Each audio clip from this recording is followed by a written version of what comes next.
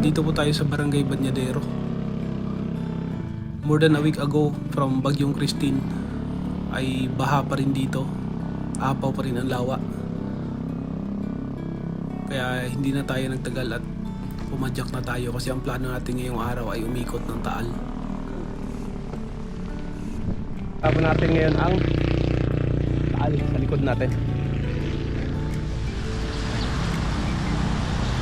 Maganda po panahon. Wala masyadong malilim. Wala masyadong ulap, kitang-kita yung bulkan.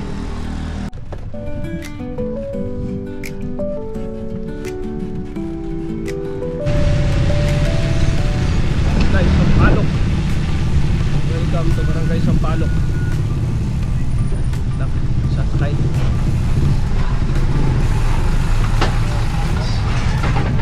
Go. Medyo maputik pa po dito.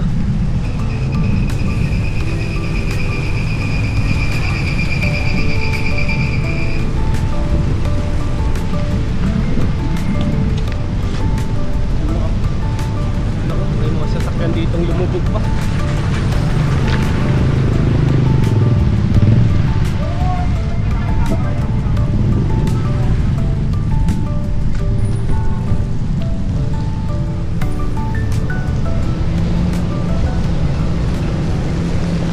Kawawa ang sasakyan, lubog. Ito pa, isa.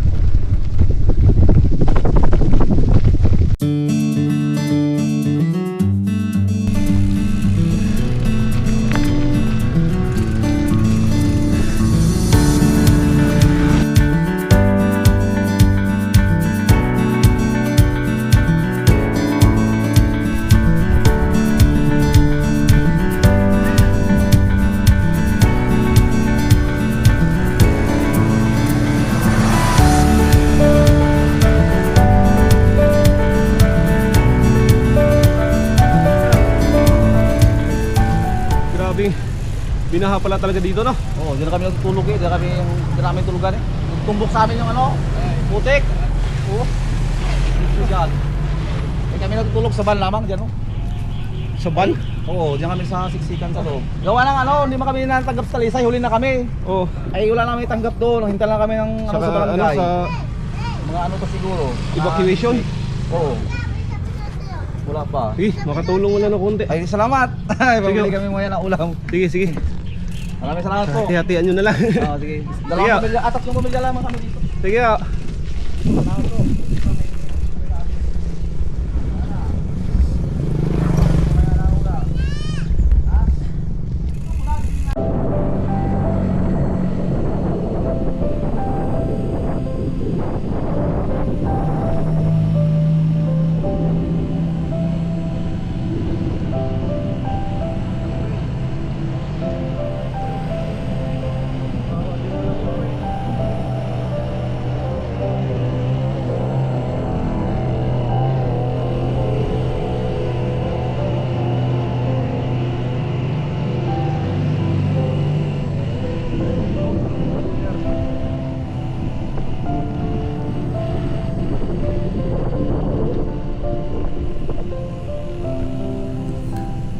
Ito po yung area papuntang Bugaan Bridge. Makikita natin may mga kahoy pa dito at mga troso sa gilid. Ito yata yung mga inaanod pa ng baha. Pagpasok mo dito ay talagang maputik pa at may mga putik pa sa gilid ng kalsada, mga troso. May mga bahay dito na naglilimas pa sila. Ang kapal-kapal talaga ng putik sa kalsada. Halos hindi na madaanan. Meron tayong nasa lubong na truck dito. Siguro ito ay tumutulong, no, sa paglilinis o di kaya nagbigay ito ng tulong. Grabe ang kapal ng putik. Ito mga tambak ng lupa sa gilid ay parang dilimas na yata ito. Galing sa gitna ng kalsada para lang madaanan.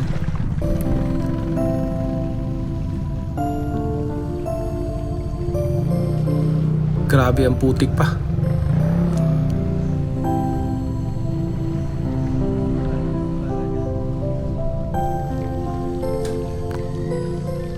Ngayon, paglagpas natin dito sa maputik na area na to,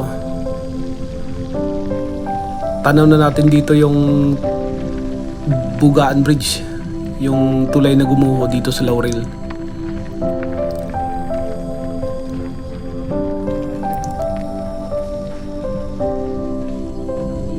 Yan, so hindi na tayo diretso dito. So naghanap na lang tayo ng madadaanan para tayo makatawid doon sa kabila.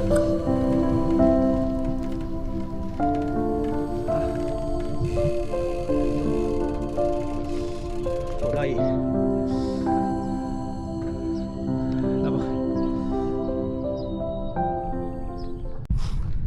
Maglalakad tayo, maglalakad.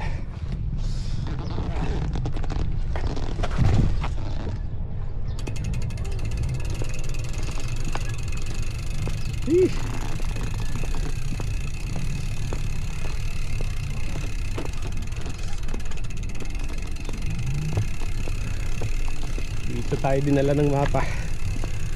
Lakad tayo.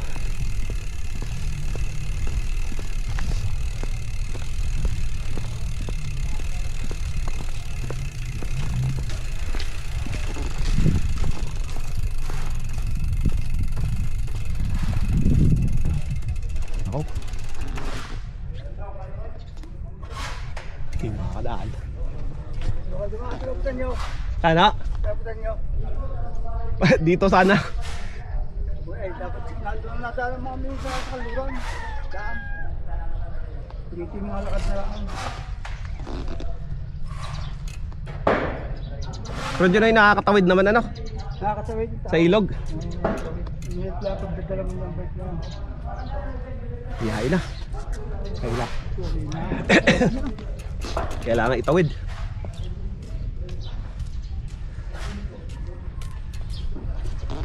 Tatawid ko na lang. Sige, mauna ko. Medyo mahirap ang daanan.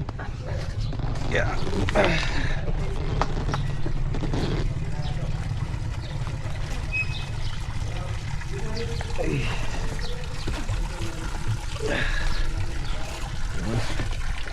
Ito yung tinatawag na adventure. Ito yung tinatawag na trekking.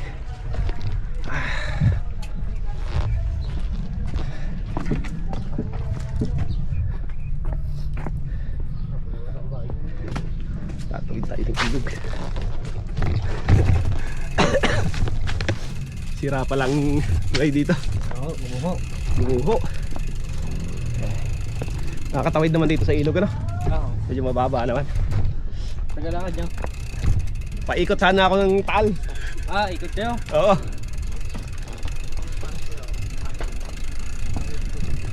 Ba, may napasama pang adventure.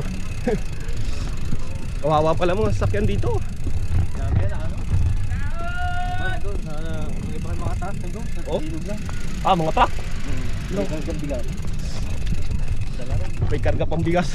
Kaya na po tuloy-tuloy gawas truck. Mga bumabangga ano? Bumabangga sa tulay.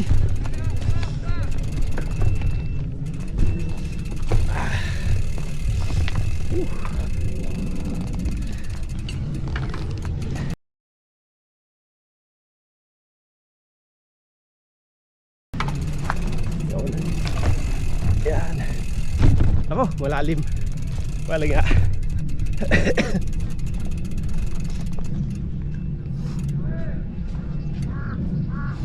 Lalim pala dito.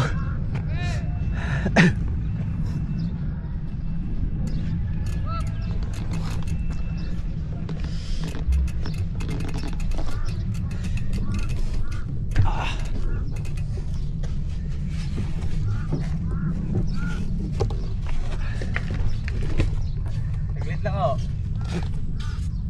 Lalim pala.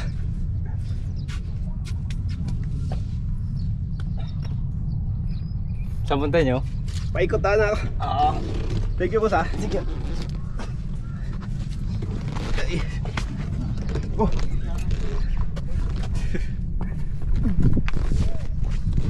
Napakaraming salamat boss. Doon na sana kayo dumaan. Ha? Ay hindi ko alam eh. Dito dinala ng mapa. Thank you, thank you.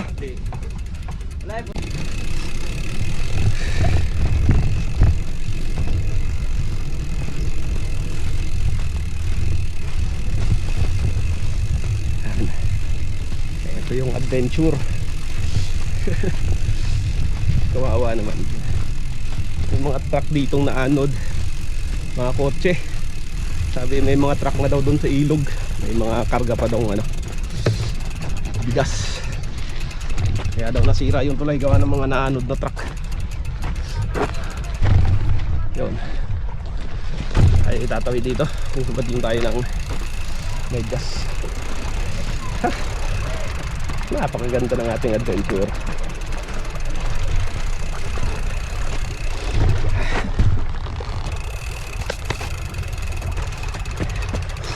Thank you Maps.me ha. Maps.me for bringing me here.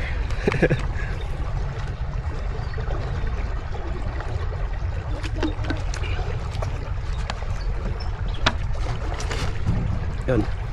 Halos magdadalawang oras na tayo. Nandito tayo sa tulay ng Laurel. Boss.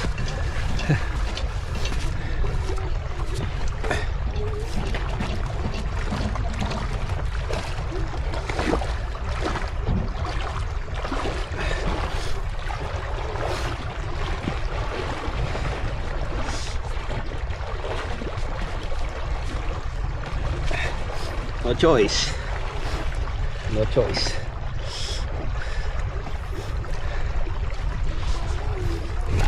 Tara, let's. Okay. Sige, ikaw muna sumakay sa akin ngayon.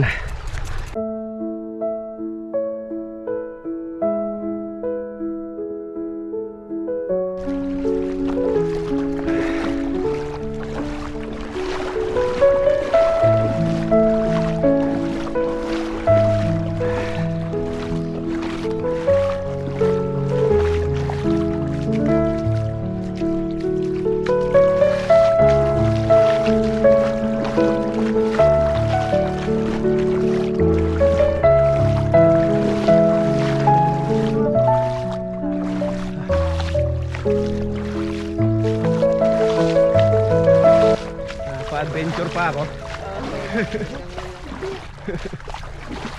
Panalangin na lang ito tumatari. Kaya nga eh. Wala na makakatawid. Oo. Tara na tayo. Kinex mo kasi sa kasi.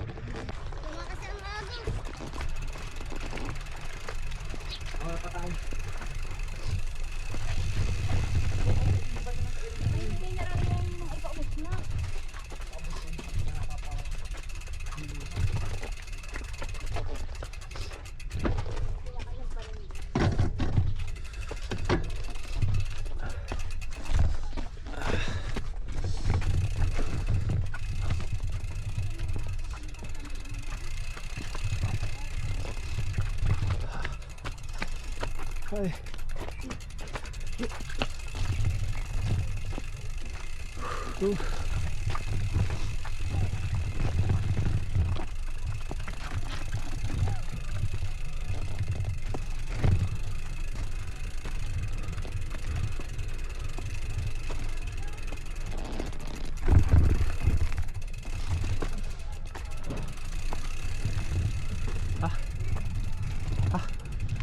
Dito ako napagod.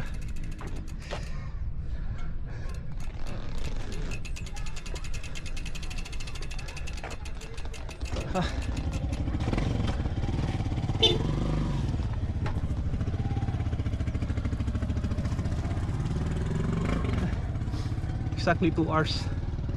Wala na umalis tayo sa bahay. Nandito tayo sa Bugaan Bridge. Bugaan Bridge sa Laurel po ito. Ayan. Guho po ang tulay. Ano? Pero lapitan nga pa natin ng konti.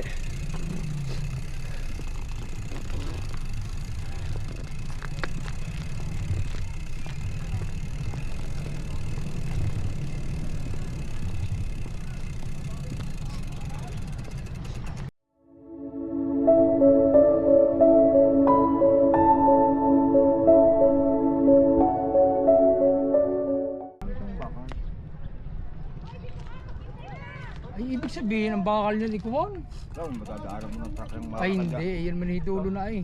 Kalsada na ho yan. Madami mo yung tinwheeler na kargado yan kung anong baka. Kalsada na yan. Karsada, hindi karsada, yung ganyan yun. Oo. Yung ganyan. Ah, dito. Yung kalsada na nakaputol yun. Andito ang ano. Ari, ang tulay. Ari, ito ang mismo ang tulay. Oo. Yung katulad ng kalsadang yun, ganyan, kaya walang baka. Ibig sabihin lumawak na pala yan dyan? Oo, Hindi po. Oo. Ang Oo, kupi. walang baka yung makakadami dyan yung tinwheeler na kargado. Ah, yung pala sa kalsada pala Oo, yun. sa kalsada na galing. Ito, may guhit. Oo. Saka iba, may espalto na yung Oo. espalto. Ito ang talagang tulay na. Kakunti yung tinira. Lubog binok. Sampalok dun eh. Putik. Ay, sa tatlong bayan, Agoncillo, Laurel at Talisa, pinakamalmahal talaga itong Laurel. Ito talaga ano, tinamaan. Pinakamalmahal Laurel talaga sa lahat. Ito, hindi nga pinagpapos ako. Binigalo doon yung dalawang litso ay. Dito? Yan. Nahuli yung tabak. Dada ka sana yung pirara na ba? Saka? Hindi doon sumikita eh. Baka nakuha na. Baka nakuha na eh. Doon doon pinarating niya eh. Alin eh? Bagong sasakayang pirara eh. Eh? Nadali din? Yung may budigang puting yung. Oo. Ikaw kanyang bako. At luder. Mga trakado ni tabon doon, niluluder, paano niluluder? Hindi dala. Tumayang ang kutsing niya, at saka yung... Oo nga. Ay, Wala na. may truck pa doon na dala. Yung dala siguro nga daw, yung galing daw kay Vincent Tayaw. Ano? Galing kay Vincent Tayaw yung truck na rin, ano? Oo. Wala namang magagaray din sa tubigan na eh. Bakit saan? Wala na sintra. Tamang kipat sa tinis. Sige, okay, diretso muna.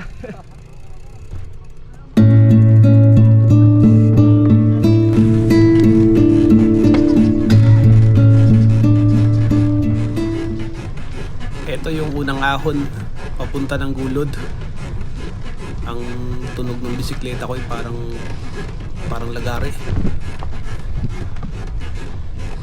Tingin ko sa Strava, yung ahon na to ay nasa 18% ang gradient niya. Kaya lawit din ang dila ko dito nung inahon ko. Pero kinaya naman.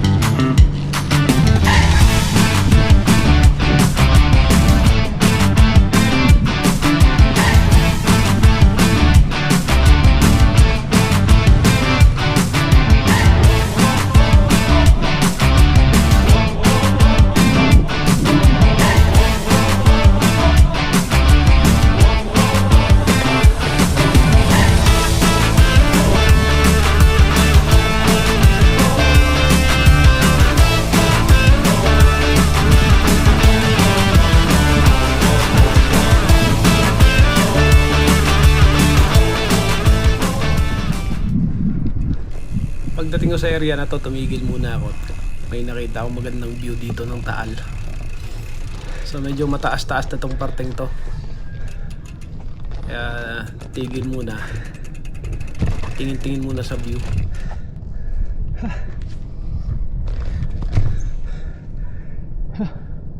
May arko dito. Hindi ko alam kung anong tulay ito. Pero ang ganda ng view ng Taal. Dito. Ayan. Yan. Ganda ng view ng Taal. Pero walang yayong ahon na yun. Napakatarik. Diretso tayo. Baka may recovery naman sa unahan. Nako, ahon na naman.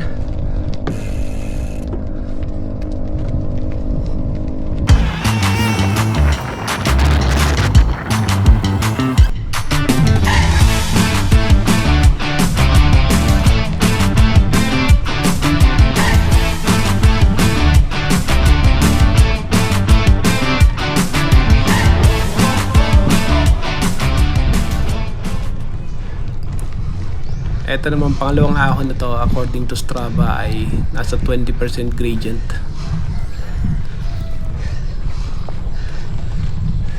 Kaya pawisan at dawit ang dila kung inakyat ko to. Kaya tumayo na rin tayo dito at medyo sumasakit na yung ating binti.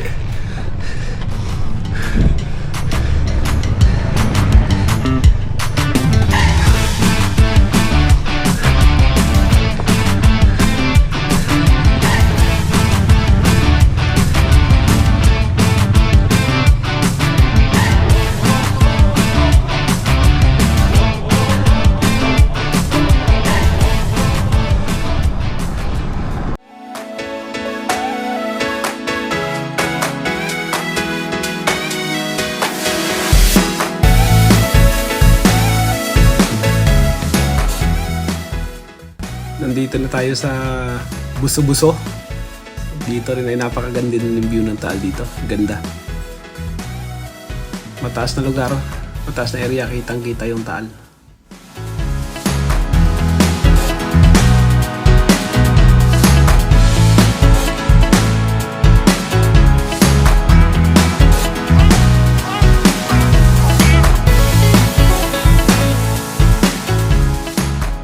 Pagdating natin dito, kumain muna tayo saglit, nagpahinga. Tapos nakausap natin tong mga nandito. Ang sabi nila ay hindi na raw madadaanan yung papuntang Lipa. At landslide na rin daw, kaya tayo bumalik na lang dito. Nung bumalik tayo, bago magtulay, ay kumaliwa tayo. Hindi na tayo naglakad doon sa tulay ulit. So kumaliwa tayo kasi may napagtanungan tayo na meron naman daw nadadaanan or may naiikutan. So bago magtulay, kumaliwa tayo at dito nga tayo napunta. So nakita natin dito, no, may mga na-damage din dito. May school na lubog din ito. May mga bata din dun sa kabila na nagpapala ng mga putik. Pa-comment na lang kung anong school po yon. Hindi ko po nakuha yung pangalan. Tapos dito sa daan nga po na inikutan ay makikita natin na sinalanta din ito ng baha. Kaya kitang-kita din natin yung mga putol ng mga puno, mga putik sa gilid ng kalsada. Parang kinliring lang yata ito para madaanan at may maikutan.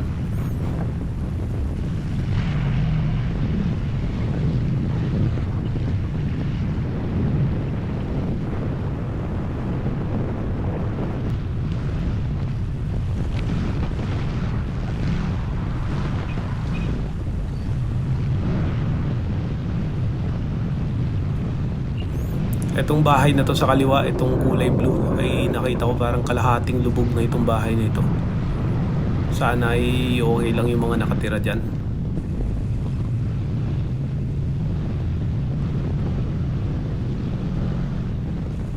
Sa mga sinanatapon itong bagyong Christine, lalo na dito sa Laurel at mga karatik na lugar, We are hoping for your fast recovery.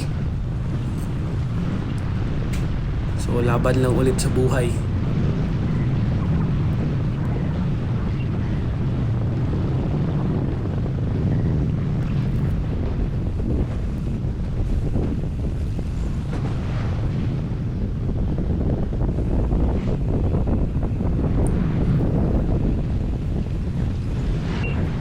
Huwag niyo po kalimutang mag-like and subscribe sa ating channel.